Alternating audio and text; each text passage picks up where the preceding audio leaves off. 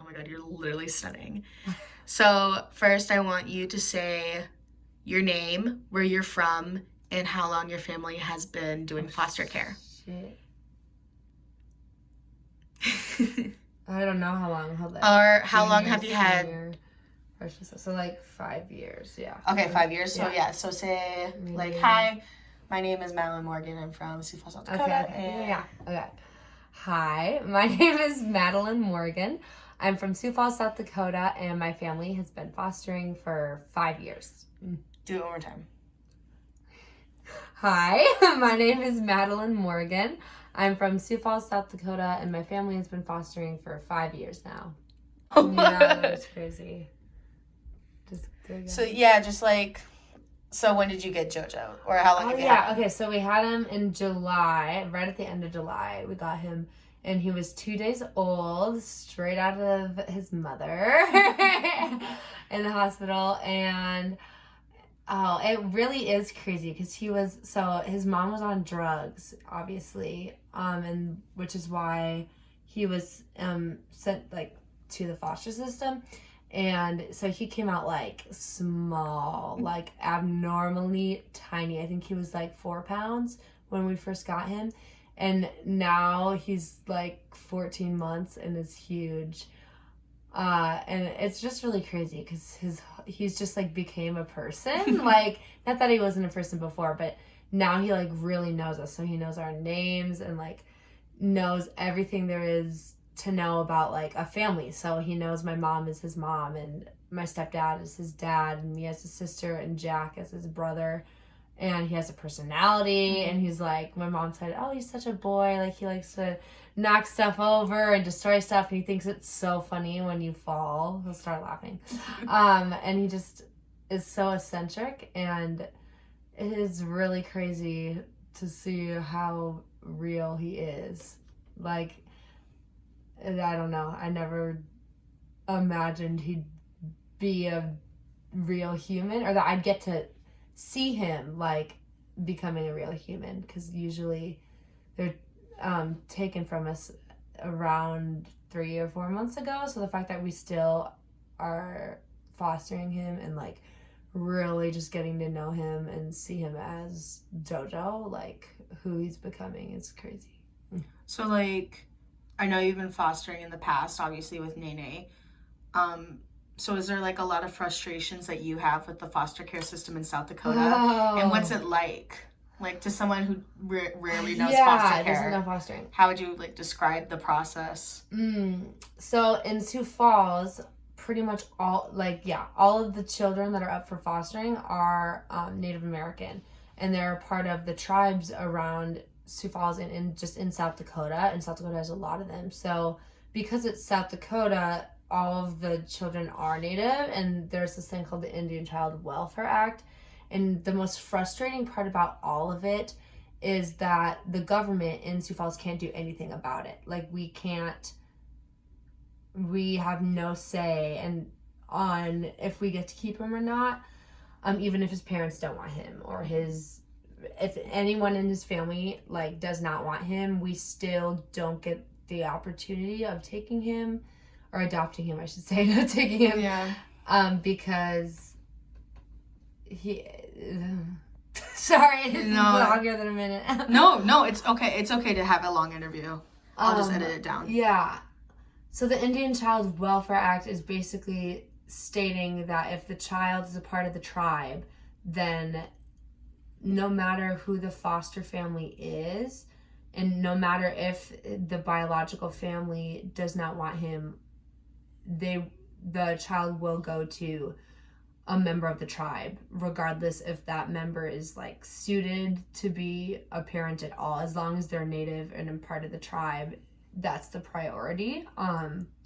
Which is really frustrating because, you know, like I said, he knows us as his family, and we're the only family he knows. But to the foster system, that doesn't matter, because we're not like we're not blood. Has been doing foster care for 5 years. They've been doing it for 5 years. About 5 years. Mm-hmm. Did it start with Nene?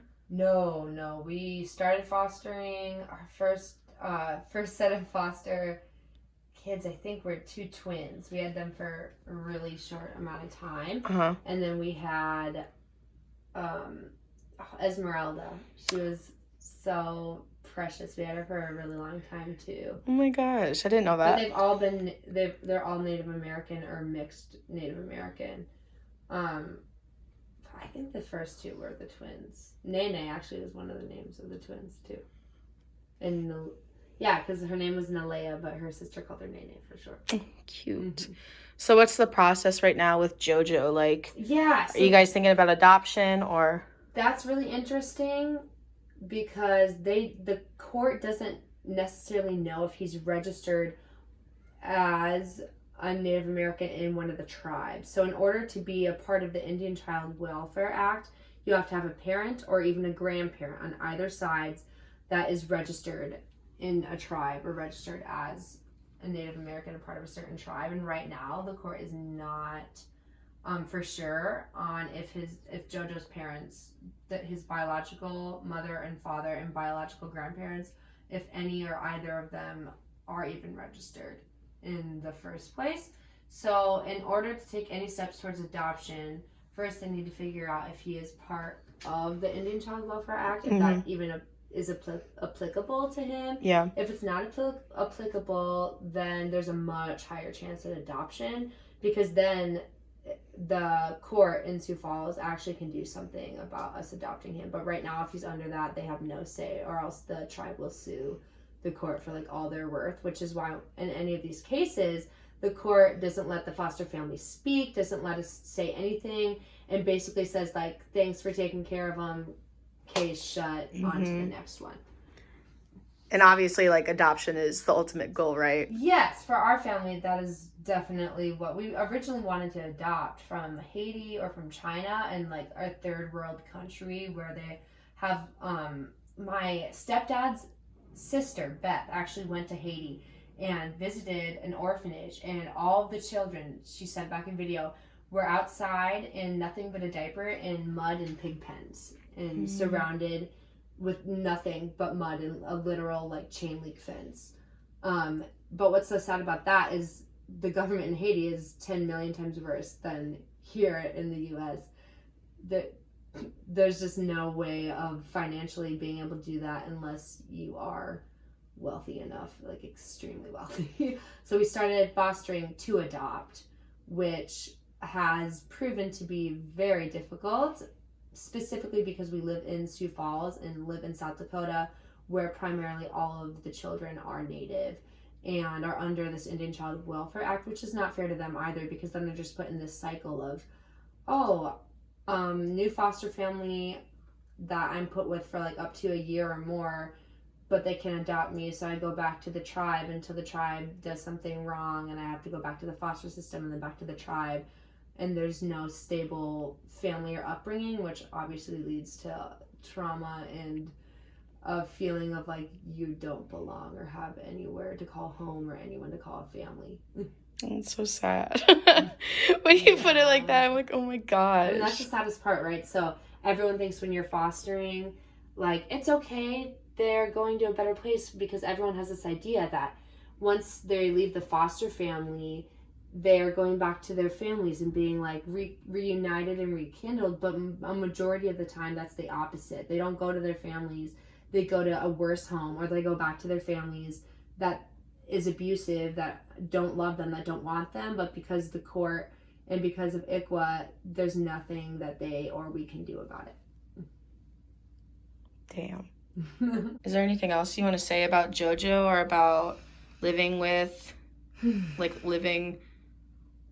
foster children? I think the most important thing, and why we need more families to foster, is that even though it breaks our hearts that we don't get to adopt these like wonderful kids, the most important thing is that we affected them and had a positive impact on their life. And like, it's just so important, because I mean, who knows where they would have gone, or where JoJo would be without us.